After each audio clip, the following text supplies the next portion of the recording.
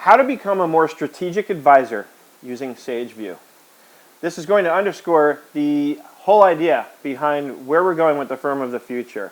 This is a tool that you're going to be able to use in order to provide that strategic guidance to your clients that they're going to expect more of and that you're going to have the time to provide more of because of the way things are changing in our industry. The more we automate processes, the more we're going to have the time to and want to be able to provide this sort of service. What we're talking about at a high level are key performance indicators.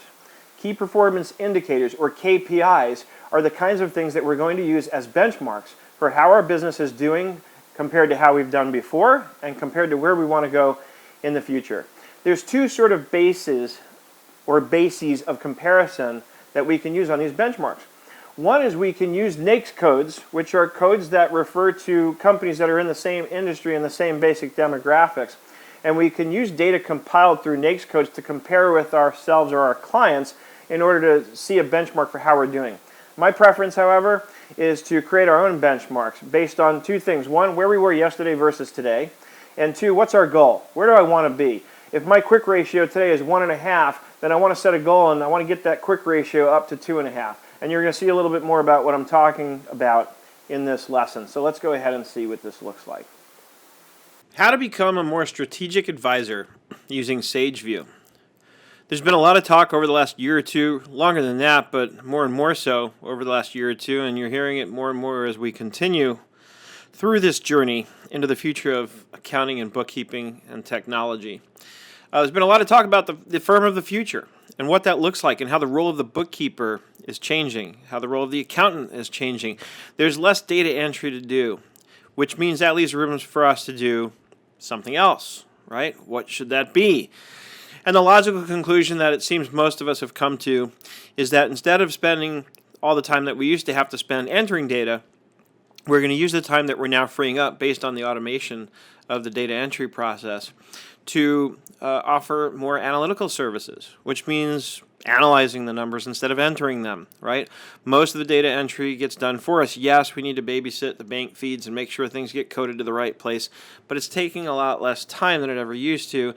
And as time goes on, even those processes are going to be improved upon more and more, such that there's even less and less babysitting to do. So, with that said, we're going to want to look into the future and think in terms of how can I provide that extra value to my client based on the fact that I now have that much more of an opportunity. And let me qualify this. You should have been doing it before, right? I had done videos years ago on using the balance sheet and profit and loss from your accounting software, dumping that into Excel, calculating ratios. I have a whole spreadsheet on the topic with all the definitions of all the main ratios that we look at. And I sold that template for years in my knowledge store. It still sells once in a while. Not as often because I haven't done any videos on it lately. But what I'm getting at is this is something that we should always have been doing. The biggest complaint we hear clients report in terms of why they leave their accounting professional to look for a new one is lack of strategic guidance and advice. So now we're moving into the future, and the ecosystem, the platform, the environment in which we live is changing such that it's not only becoming more and more conducive to being able to do it, it's becoming necessary. It's becoming absolutely necessary. We need to be able to think in terms of looking at that data and analyzing it for our clients and then using it to help them, to give them that strategic advice and guidance. So yes, we're talking about ratio analysis, and yes, we're talking about KPIs, which is key performance indicators. These dashboard kind of tools have been around for a while now, but initially when I looked at them, to be honest, they were very sort of unrobust. They were very expensive and didn't do that much. And for my money, at that point at least, it was easier to just run the reports myself, dump them into Excel, and make my own, right? But what's the problem with using Excel? Is it's inefficient, especially when we're trying to consistently update it based on updated information. So another month has gone by. I want to add more data to my analysis to cover the last month. I have to basically rerun everything and do the whole process over and over and over again. So it's not efficient. And that's the other component of the future of accounting and bookkeeping, or the firm of the future, is that we're constantly thinking in terms of how to use the technology that's out there, how to use the cloud and the applications that are available to us there to make these processes run much, much more efficiently. So with that, I'm bringing you this course on Sage View and this first lesson, we're going to look at how to become the more strategic advisor using Sage View. So let's take a look. Let's dive in. Let's look at this product. All right, come along with me. So over here when I first log in, and of course when you initially take the account, you're going to invite a client and you'll set them up and you'll be able to link their accounting software. The example I'm using for the demo company is a company that's linked to a Sage 50 account in theory. But when you go to set this up, you can also link to QuickBooks. And now that the Sage 1 updates have been rolled out, I'm pretty sure that very soon Sage 1 is going to be able to be linked up to Sage View. So all of it coming together, but guess what? You can also link a QuickBooks file up here. So even if your client's using QuickBooks, you can use Sage View to pull the data over from their QuickBooks file and bring it in here and use it for all the things I'm going to show you.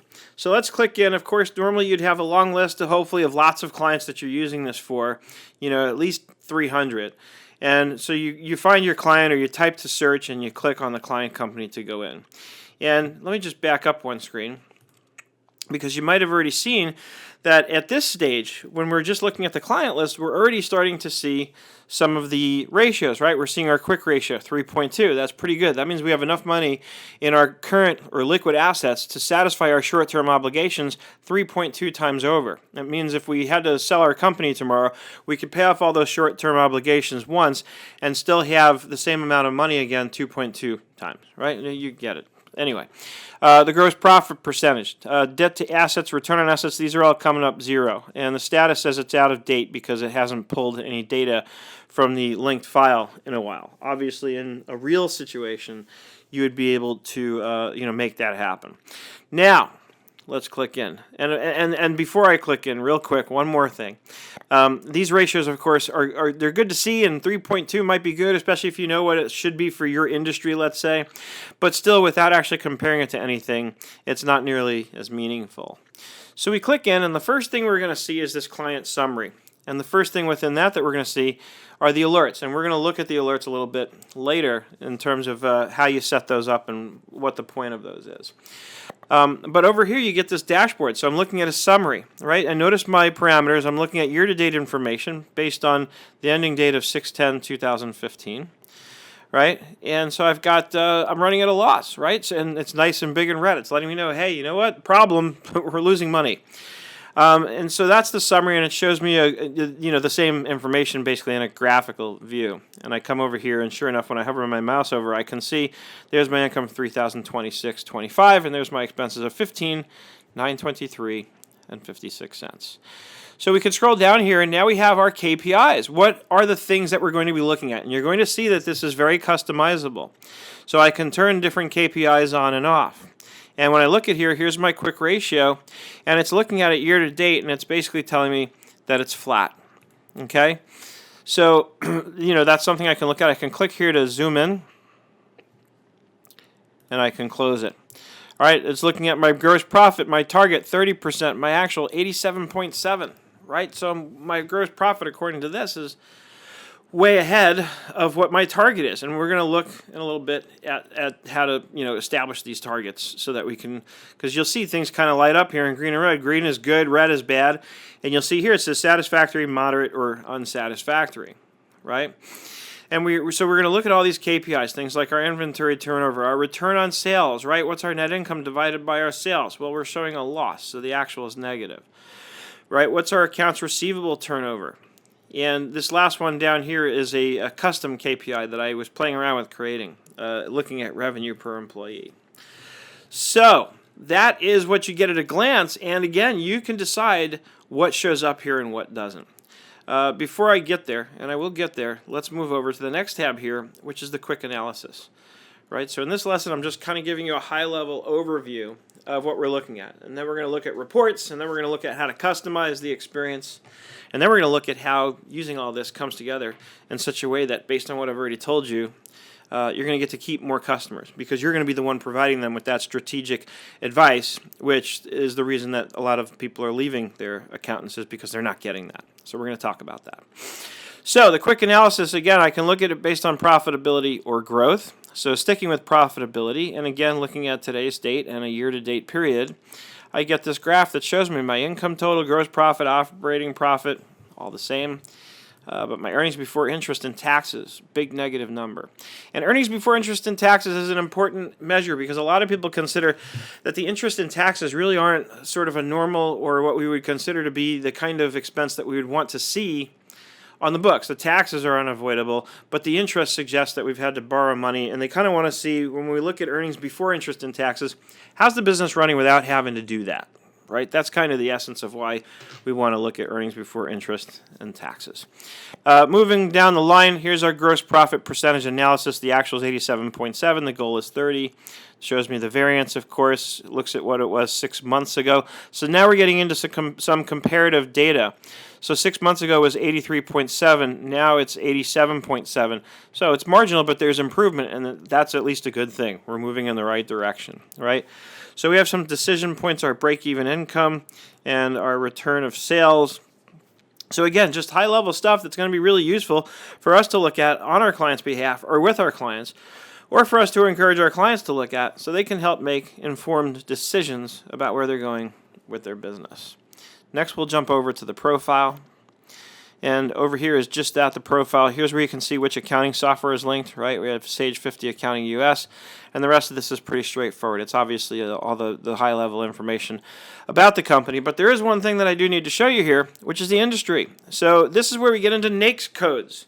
And you saw me talk about this in another course that we did earlier this year in schoolofbookkeeping.com. So this is where you're going to tell SageView which industry to use for basic industry average comparison, right? So which industry are you in?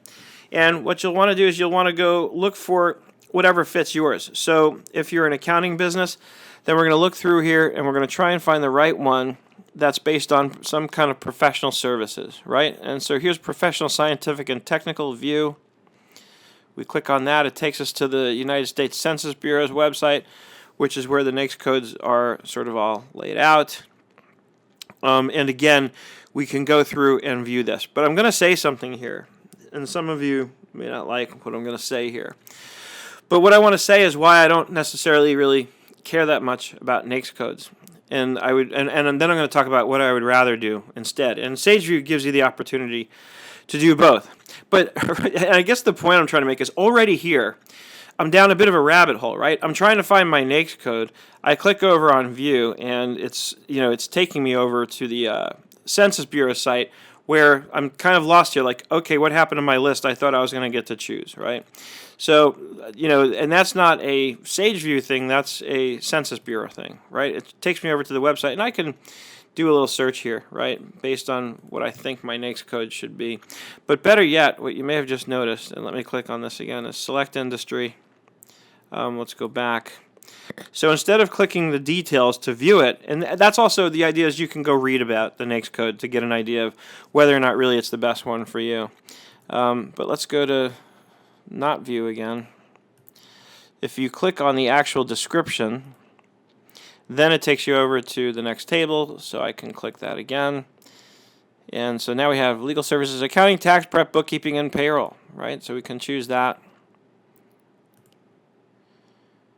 And then we get into this level where it's, are we a CPA, are we tax prep, payroll, or other accounting services? So if I'm a bookkeeping firm, I'm going to choose other accounting services, right? I'm not going to save that because I'm going to stick with the demo being the demo. But the idea here is it's going to compare my company then with other similar companies in my industry, presumably. The thing is, and I may frankly be speaking from a certain lack of experience here, I don't really know who's being included in that analysis with these NAICS codes. I know that the government, the Census Bureau, is compiling the information, but how comparable are the companies that I'm being compared with for this purpose? I really don't know, right? And for that matter, even if I knew it was completely reliable and I'm being compared to companies in my geographical region and they're just like me, I still don't know that I would want to care about the NAICS code comparison or the industry average comparison. I would much rather set my own benchmarks and say, where am I at today versus where do I want to go in the future. And I want to and just set my own bar. Who cares what the competition is doing? I like to use the example of the professional swimmer who's swimming in a race. The second that swimmer stops to look in the lane next to him, he's dead in the water. He's going to lose that race, right? I'd rather stay focused on my own lane, so to speak, and figure out how I can just get from one end to the other faster and faster, right? So this is my version of that in terms of looking at my own benchmarks. I'd rather use my own. I'd rather compare myself to myself than compare myself to somebody else. That's kind of what I'm getting at. End of rant. Let's go to the chart of accounts mapping. There's a pretty detailed mapping system here. We're going to take your detailed chart of accounts and group it in broader categories, right? So over here we have all the different types. We have our regular checking, our payroll. So this is going to be mapped from our accounting software. And over here we're going to link it to the more general category type, account type, and then we have the mapped account description. For cash, it's either restricted or unrestricted. So there you have something that you can use if for your nonprofit. So this is even good for that, where there's issues of unrestricted or restricted cash, right? So we're going to go down the list, and all this is going to be really straightforward. So we have the accounts receivable, right? And again, we're going to map these two receivables, and we're going to map the description. And here we might have something like the allowance for doubtful accounts. So we have all this, and again, hopefully by now, if you're here, you've gotten to the point in your life and your career where you're familiar with what a chart of accounts means. So I'm not going to walk you through the whole thing, but this is where you do go through account by account and map it. So after you've got your accounting software linked, pretty much you're going to come here and do the mapping and make sure everything is mapped in the exact manner that you want. Right? And so of course you have it broken down, all your major sections, of the balance sheet, and then we get into our P&L accounts, our income, cost of sales, expenses. And that is pretty much it. The balance sheet stuff is up at the top, of course. So your chart of accounts mapping is going to be really important, to spend time on. Now let's go to the key performance indicators. This is where you get to turn on which ones you show and which ones you don't show. So, for example, let's look at my the custom one that I made, and we're going to get into how to create that later. It's not really working the way I want it to, so I'm going to turn it off. Okay. So that, and basically turning on and off, notice we're in the client summary page column. So this basically just says whether or not it's going to show up in this client summary tab, right? So that's all this means. So you're going to want to go through here and configure this to see which things do you want to look at. Maybe you don't want to look at all this. Maybe you don't care about inventory turnover. Maybe you don't even have inventory, right? So these are the things obviously that you'll want to consider as you're going through this. All that takes place right here in this key performance indicators tab. Then we have our alerts, okay? And the alerts is just that. It's where we get to set up the alerts. And like I said, we're going to take a look at that later on in this course when we get into sort of customizing your experience here. And then we're going to look at the access. And the access is pretty straightforward. This is where we can add users, right? So I can add users to my SageView account and establish what their permissions are here as I invite users. So all that's pretty straightforward. So at a high level, I wanted to make sure I got you kind of introduced to what you're looking at here with SageView. At the end of the day, you're going to configure everything. You're going to choose your key performance indicators, after your chart of accounts mapping's done. And when everything else is all said and done, you're probably going to be spending a lot of your time here on the client summary and here on the quick analysis, right? These are the things that you're going to want to be looking at and probably maybe considering, and I'm going to get more into this in the final lesson on keeping your customers. I'm going to talk a little bit about how we're going to use this and build it into the services that we provide, and I'll get more specific about what that might look like. But for now, and if you haven't already, what I'd like you to do is take an account with SageView and start playing around with this and go through it, link up your accounting software, whether it's Sage 50 or QuickBooks. By the time you're looking at this, hopefully Sage 1 is available to be included, and this way you can start playing around and make sure you can get as far as what you've seen here. Linking up the accounting software, do your chart of accounts mapping, and turn on and off all the different key performance indicators that you care about. And then once you've gotten that far, you're ready to move on to the next lesson, which is where we're going to be taking a look at how to use the KPI reports, which are up here in SageView. That is it for now, my friends. So like I said, make sure you get caught up with me. Make sure you've got your SageView account all set up and in place, because then you're going to want to be able to run reports and stay with me on this. As always, I hope you had some fun along the way and learned something here, and I look forward to seeing you in the next lesson. By using a product like SageView, you can already start to see, I hope, how this is going to provide you with the ability to give your clients the strategic advice that they're looking for and to do it more easily. Prior to having a product like this, you would have had to run all kinds of reports in your accounting software, export them to Excel, write formulas to calculate these ratios, and then present that to your clients. And by the time you get there, it's taken you so much time that you're probably already thinking it's taking too much time to make it valuable for you to offer those services to your clients. So a product like SageView, as you can start to see, takes away all that, automates the process because it pulls the feed in from your accounting software and does these calculations and presents you with this great visual presentation, all of that done for you, so that all you have to do is get in there and analyze this stuff. So next we're going to take a look at the types of reports that are available to you and how you can customize those to really drill down on some of this stuff and start to really give that extra value to your clients.